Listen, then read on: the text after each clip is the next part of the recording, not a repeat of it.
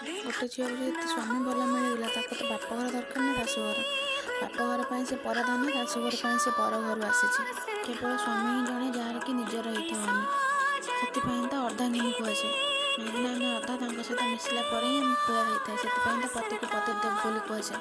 ଯଦି ଜୀବନରେ ସ୍ୱାମୀ ଭଲ ମିଳିଗଲା ନା ତାହେଲେ ଗୋଟେ ଝିଅକୁ କିଛି ଦରକାର ନାହିଁ। ସେ ସୁଖ ହଉ କି ଦୁଃଖ ହଉ ସବୁକିଛି ସେ ହସି ହସି ସହିଯିବ।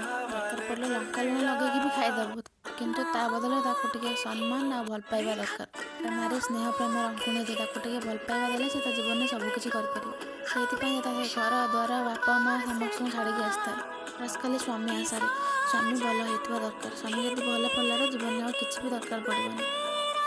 କିଛି ନଥାଇକି ବି ସବୁ କିଛି ଥିବ ତା ପାଖରେ। ଦୁନିଆରେ ତାଠୁ ବଡ଼ ସମ୍ପତ୍ତି ଆଉ ଗୋଟେ ଝିଅ ପାଇଁ ଆଉ କିଛି ବି ନୁହେଁ। ବାପାଙ୍କ ପରି କେୟାର ନେଉଥିବ, ମାଆଙ୍କ ପରି ଭଲ ପାଉଥିବ, ବେଷ୍ଟ ଫ୍ରେଣ୍ଡ ପରି ସବୁ ସୁଖ ଦୁଃଖ ସେୟାର କରୁଥିବ।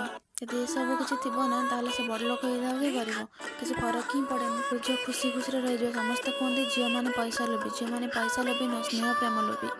ସ୍ନେହ ପ୍ରେମ ପାଇଁ ସେ